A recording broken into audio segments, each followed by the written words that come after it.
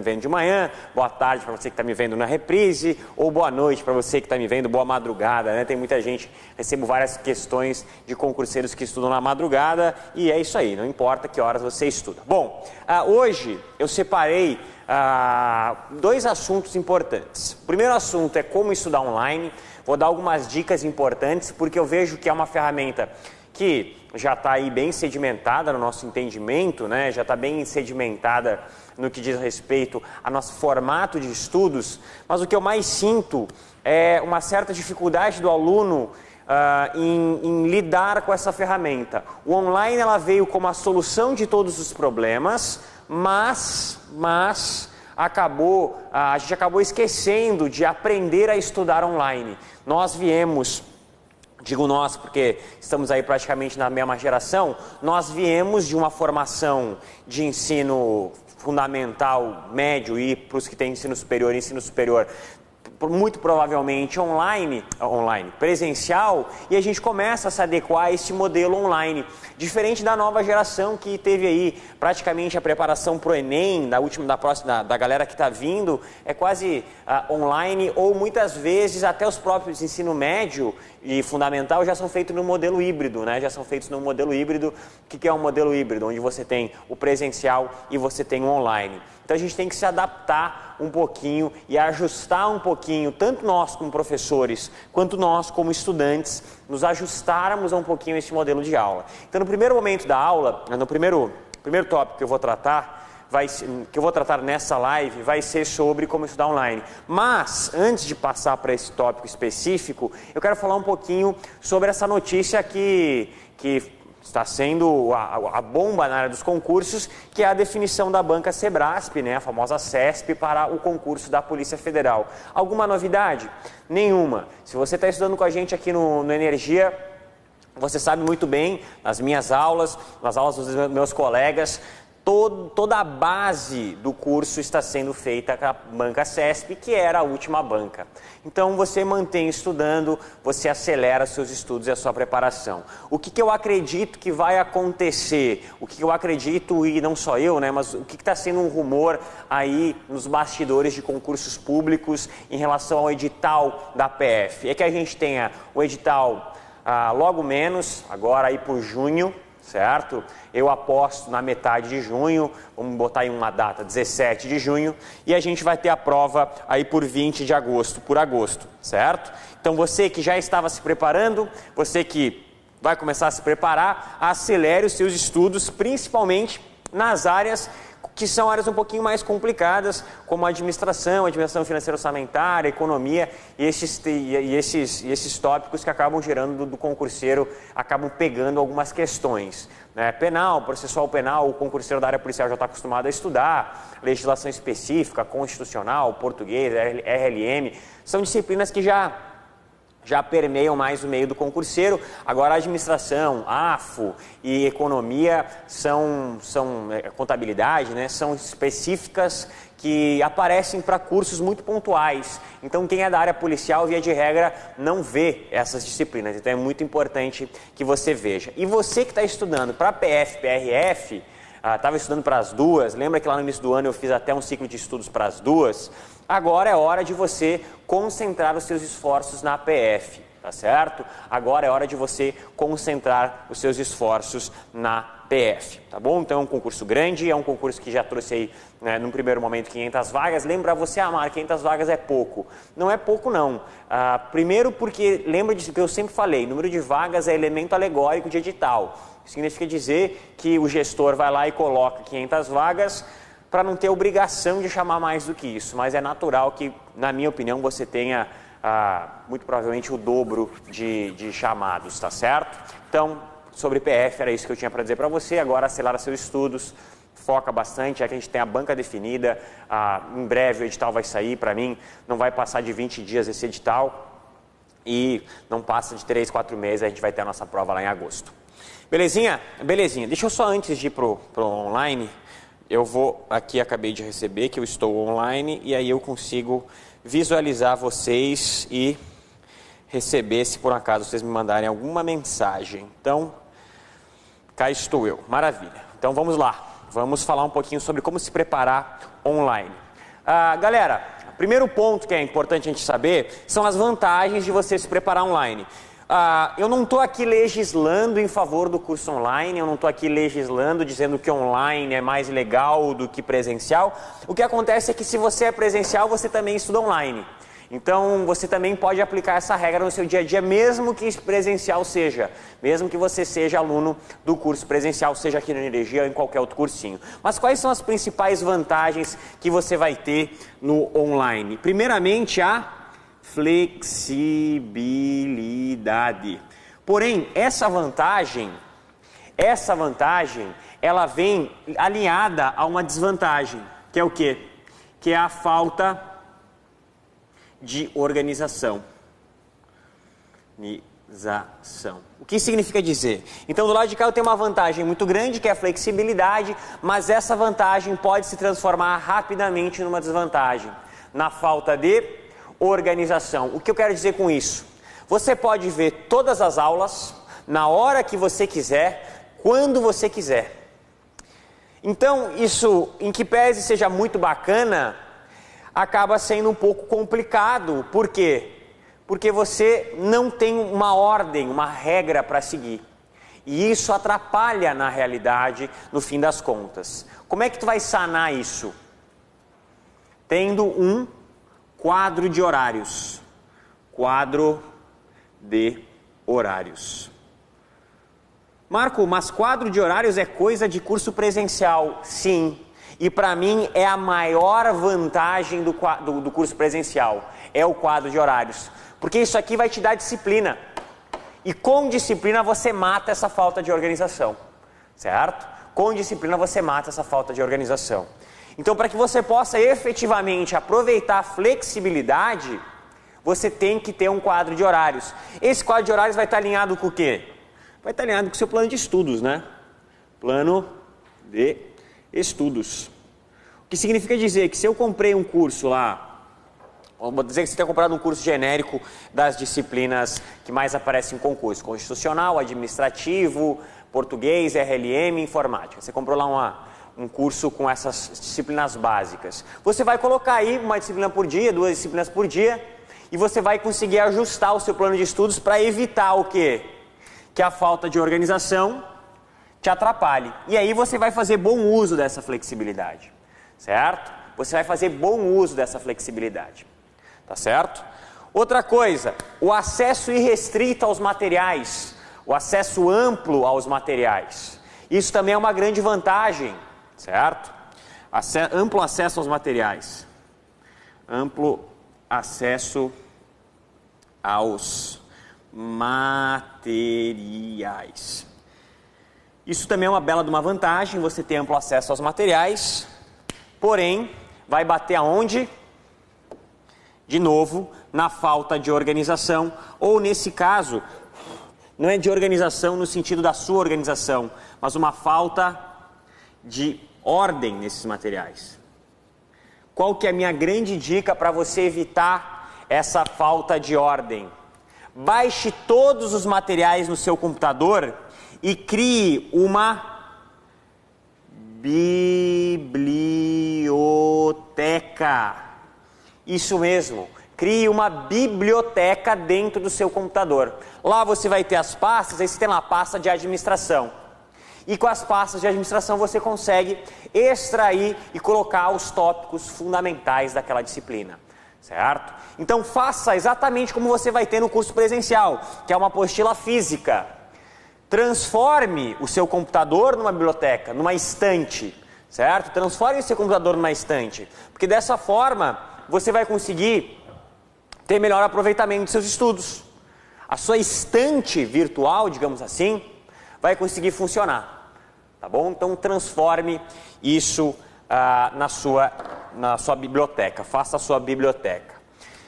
Outra grande vantagem, vários professores, certo? Professores. Aqui, muito para quem às vezes assina mais de um curso, né? Mais de um curso, aí você consegue assinar, você consegue pegar bons professores e muitas vezes isso é uma bela de uma vantagem, porque você consegue ter perspectivas diferentes sobre a mesma matéria, certo? Isso é uma bela de uma vantagem, porque eu sempre digo no início das minhas aulas, se por acaso você não entender alguma coisa que eu falei, se por acaso eu sempre digo, você tem que ter um outro professor de administração, você tem que ter pelo menos 2 professores por matéria.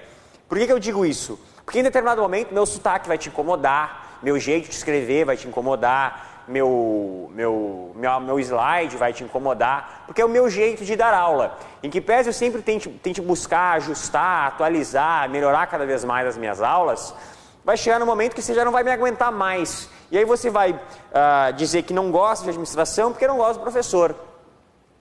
E você vai achar que a administração é uma disciplina chata por causa do professor. Muitas vezes as disciplinas que a gente mais gosta tem a ver com os professores que a gente mais gosta.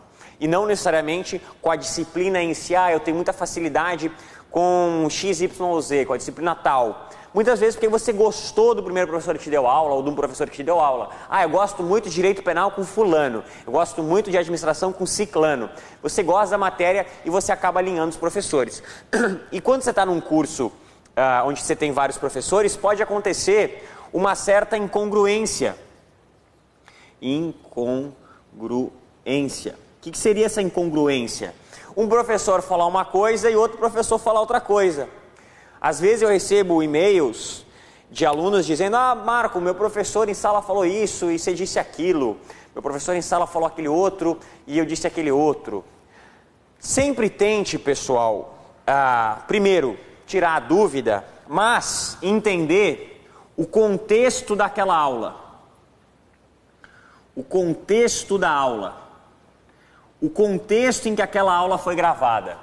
Por que eu digo o contexto em que aquela aula foi gravada? Quando você pega aulas minhas para um curso genérico, tribunais. Então eu estou lá dando aula para tribunais. Quando eu vou dar aula para tribunais, eu faço ênfases na matéria em momentos distintos de quando eu estou dando aula, por exemplo, para a carreira policial. De quando eu estou dando aula, por exemplo, para a carreira fiscal.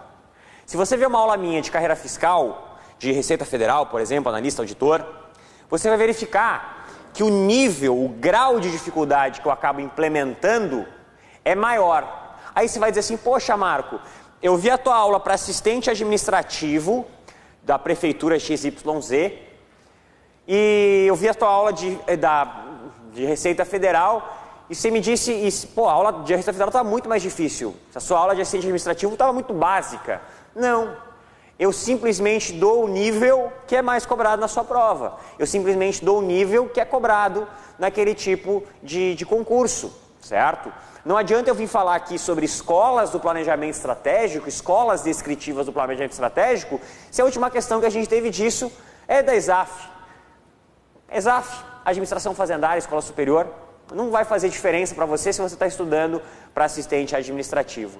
Se o seu edital cobra, via de regra, uma meia dúzia de conteúdos, você vai pegar um curso genérico meu, às vezes para determinadas carreiras, onde eu não vou falar sobre aquele conteúdo, porque aquele conteúdo não aparece, aquele conteúdo não, em que pese seja de administração, dificilmente aparece. Quando a gente vai falar, por exemplo, de técnico de universidades vai cobrar arquivologia.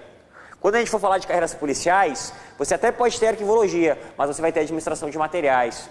Então, você tem que verificar o contexto em que aquela aula foi gravada. Porque eu chego para você aqui numa aula de tribunais e digo assim: olha pessoal, você não precisa se preocupar tanto com controle. Controle não aparece, faz muito tempo que não tem questão de controle.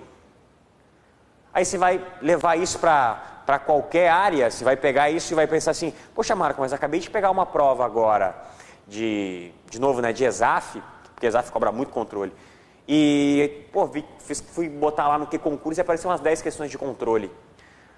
Por quê? Porque o contexto em que eu falei que você não precisa se preocupar com controle é um contexto de FCC, de FGV, de CESP, é um contexto de banca, né? É um contexto de tribunais. E não é um contexto de ESAF, por exemplo, que é um contexto de área, né, fiscal, normalmente, tá? Então tome bastante cuidado com isso. Em que pese para cargos, tipo técnico, analista, a gente não tem tanta diferença.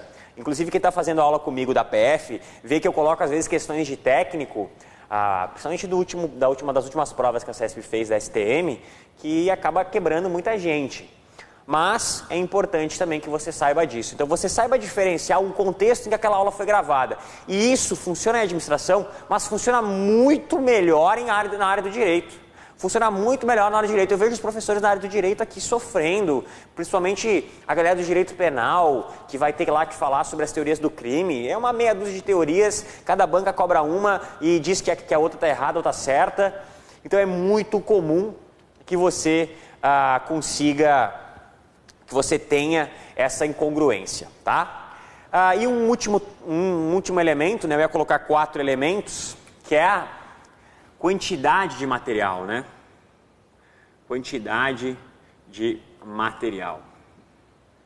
Um curso online, ele te dá a possibilidade, às vezes, de uma carga horária muito maior do que o curso presencial, né? Porque você tem um tempo no curso presencial para trabalhar, você não pode trabalhar muito mais do que uma aula de 3 horas. Então você tem uma grande vantagem aqui, que é a presença de uma quantidade muito boa, né? Vou botar bastante, uma quantidade alta de material. E isso pode gerar um malefício que seria a falta de foco. Falta de foco. Ou seja, meu Deus, Marco, tem tanto conteúdo que eu não sei nem por onde começar.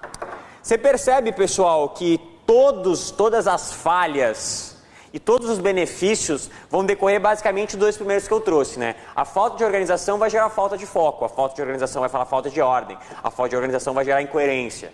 Então, qual que é a minha vantagem, qual que é meu grande segredo aqui? Para ajudar você. Meu grande segredo é que você faça, certo? Que você faça junto com o professor, ou né, o professor faça isso, dependendo do curso, uma análise do que mais cai. Do que mais cai. E aí você consiga fazer esse ajuste no seu plano de estudos, se você quer se preocupar com isso. Eu costumo dar um exemplo, e se você já viu minhas lives, sabe que eu dou sempre esse exemplo, porque para mim é um dos melhores. Um dos editais que a gente teve ultimamente foi o edital da BIM. E o edital da BIM para a economia era enorme, era uma página e meia só de edital. Certo? O DESC fez agora, no último edital, está escrito lá, Constituição Federal. Então, direito constitucional, Constituição Federal. Marco, quer dizer então que eu vou ter que estudar toda a Constituição? Não, você vai chegar no seu professor de Direito Constitucional e vai justamente fazer essa análise do que mais cai. Porque o professor Alex Mendes, lá na economia para a BIM, ele falou exatamente isso. Ele falou assim, Marco, 95% das questões são de política monetária internacional, de economia. Então você tem um edital de uma página e meia e 95% das questões são de uma linha. E olha lá, política monetária internacional, não é nem uma linha, um tópico. Então por que eu vou estudar toda a disciplina? Por que eu vou estudar tudo? A mesma coisa acontece e vai acontecer no TJ Santa Catarina para direito processual civil. Direito processual civil é um edital enorme. Quer dizer que vai cair tudo de direito processual civil? Não. Quer dizer que vai ter os highlights, vai ter os melhores momentos, vai ter aquelas partes que sempre aparecem do direito civil.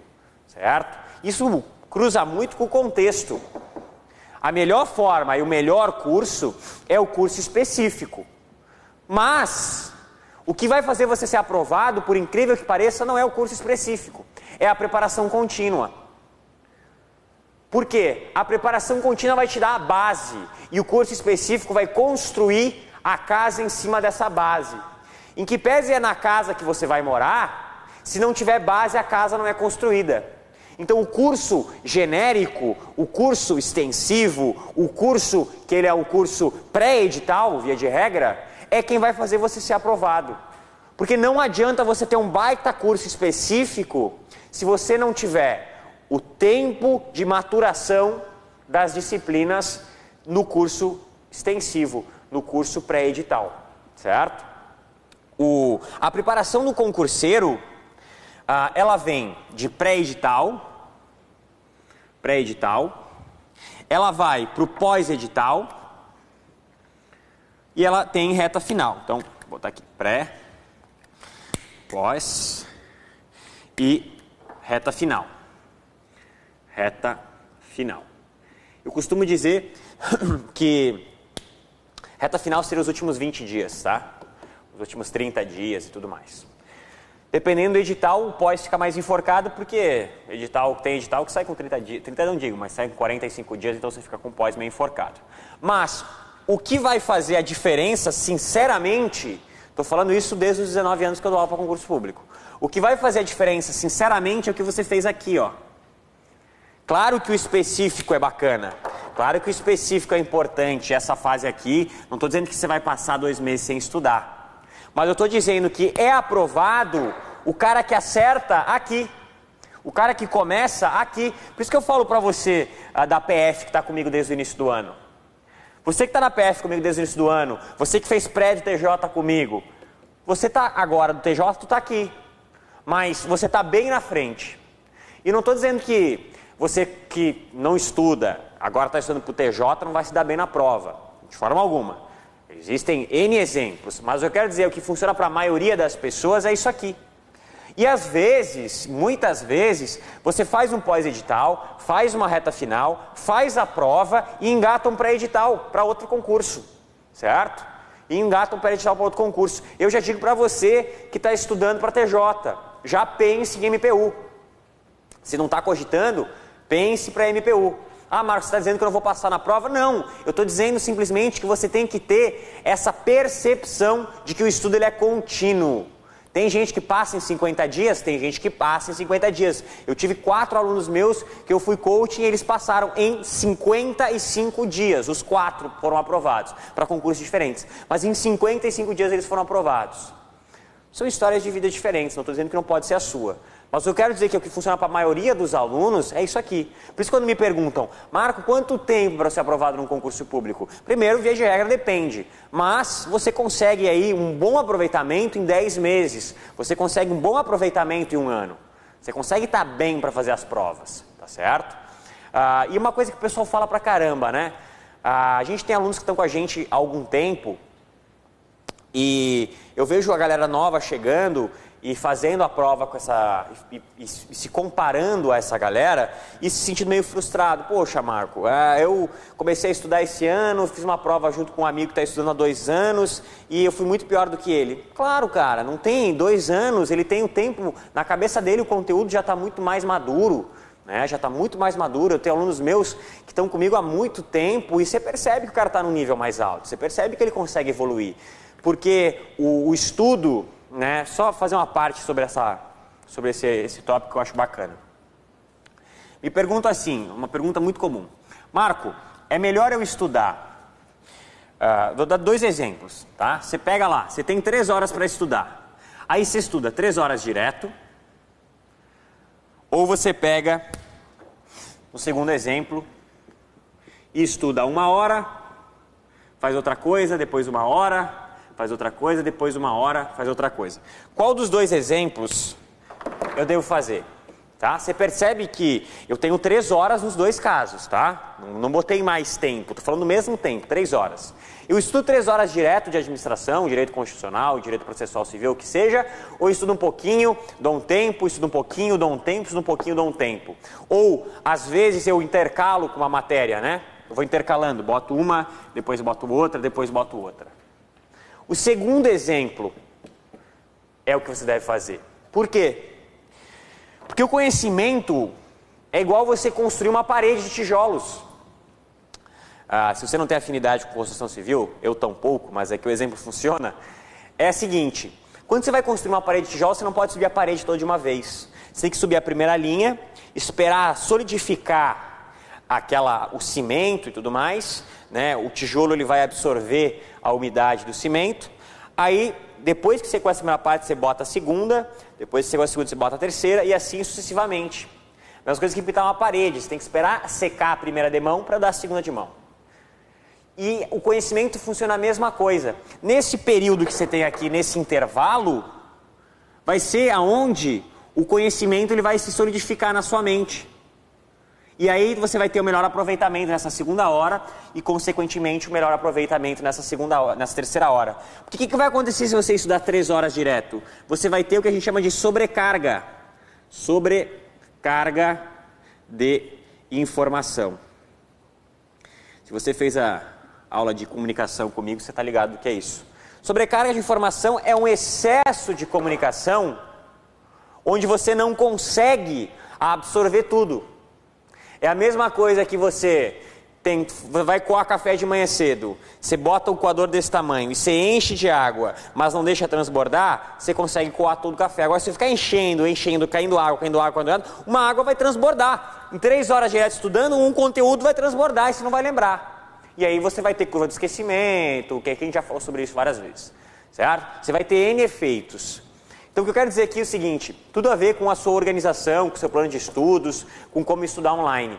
Se você tem a flexibilidade, se você tem essa possibilidade de estudar online, porque o presencial ganha online, então eu digo que todo mundo tem essa possibilidade.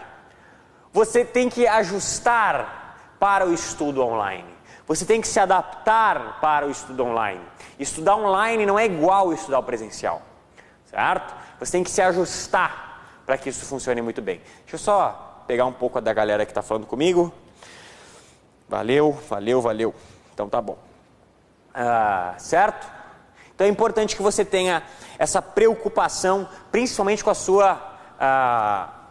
sua organização. Para mim, organização, eu diria que é o ponto chave de tudo aquilo que a gente conversa aqui, tá? Quanto mais organizado você for, melhor. Por isso que muita gente pergunta assim, Marco, é melhor online ou presencial? Eu digo, depende do seu momento.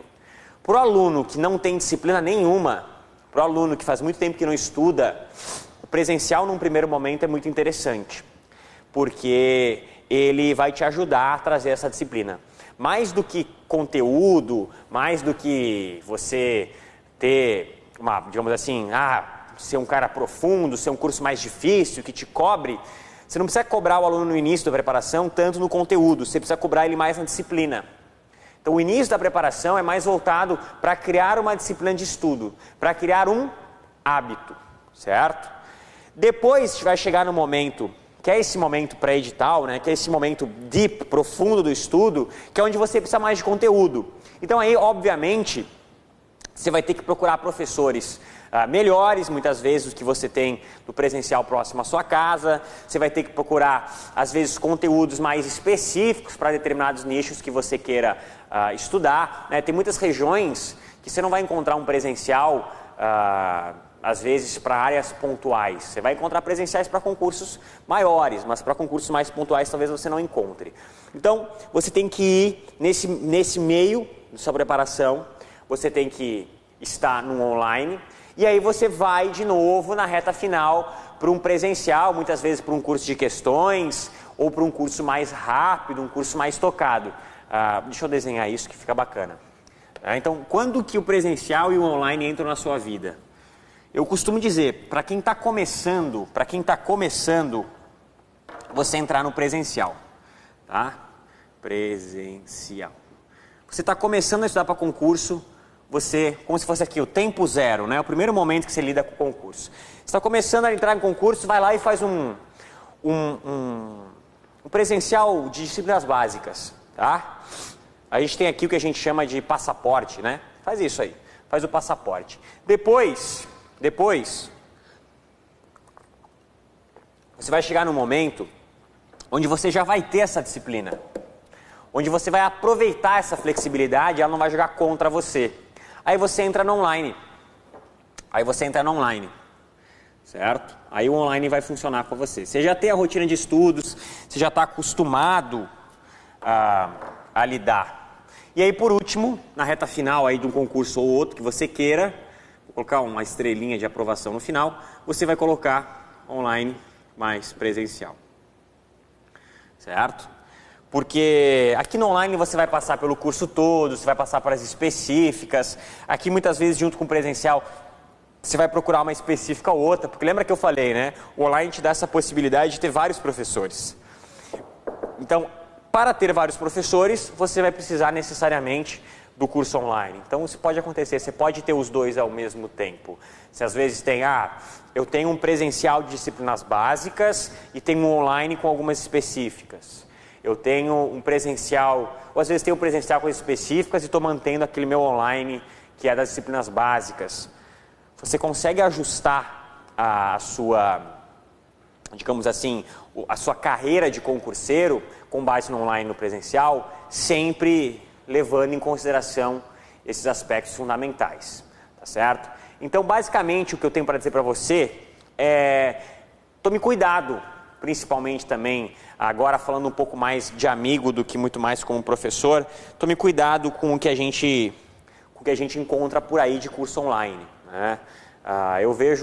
Eu já recebi e-mails de alunos meus com materiais meus em cursos que eu nunca sequer passei na frente.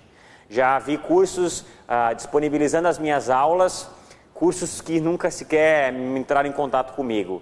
Então você tem que ter esse cuidado, né? Se você receber uma pergunta: professor, eu sou seu aluno do curso XYZ. Aí eu, meu Deus, nunca dei aula nesse curso. Aí ela mandou o link, mostrou o material, tudo. Provavelmente alguém baixou, alguém gravou de algum curso que eu dei aula e revendeu na internet como se fosse um terceiro curso. Então tome bastante cuidado com isso, tá? Tome bastante cuidado com o plágio, tome bastante cuidado com professores às vezes que não são tão capazes. Tem muito professor bom, muito professor dedicado, mas também tem muito professor que simplesmente surfa uma onda de desespero do aluno e quer vender qualquer coisa, quer vender tudo que é coisa para o aluno, e aproveita esse desespero, aproveita esse furor muitas vezes do edital lançado. Você que está estudando já há algum tempo sabe do que eu estou falando. Existem aí professores superstars que querem sempre na internet, né, querem sempre te vender algum conteúdo diferente. Então tome bastante cuidado com essa galera, tome bastante cuidado com o pessoal que quer aproveitar esse seu receio para estudar para concurso público. Então o curso online, ele te dá uma bela vantagem de poder ter acesso a vários professores, mas também aquele cuidado de que você não sabe, né? Você não consegue encontrar. Então a minha grande dica é: se você gostou do material, se você viu o curso ou pelo menos viu uma aula de graça, né? Hoje a gente tem, os cursos disponibilizam aí as aulas de graça no YouTube, veja isso, pesquise o nome do professor na internet, veja se tem aí alguma incongruência com os materiais, veja se ele realmente fala em sala de aula aquilo que é cobrado na sua prova, né? Veja se o nível do curso também está adequado. Se você está estudando há algum tempo, não adianta você abrir um curso de auxiliar administrativo.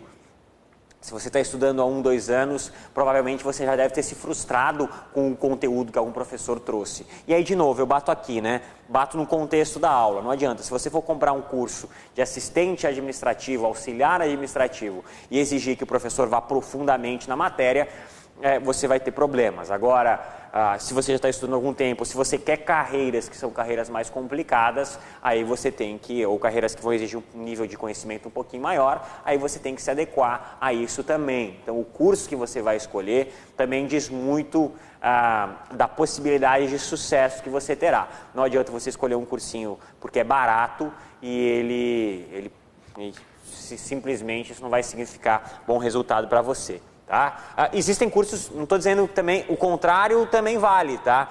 Tome cuidado com o curso barato, mas tome cuidado com o curso caro, porque que é caro porque aprova muita gente, não sei o que, não.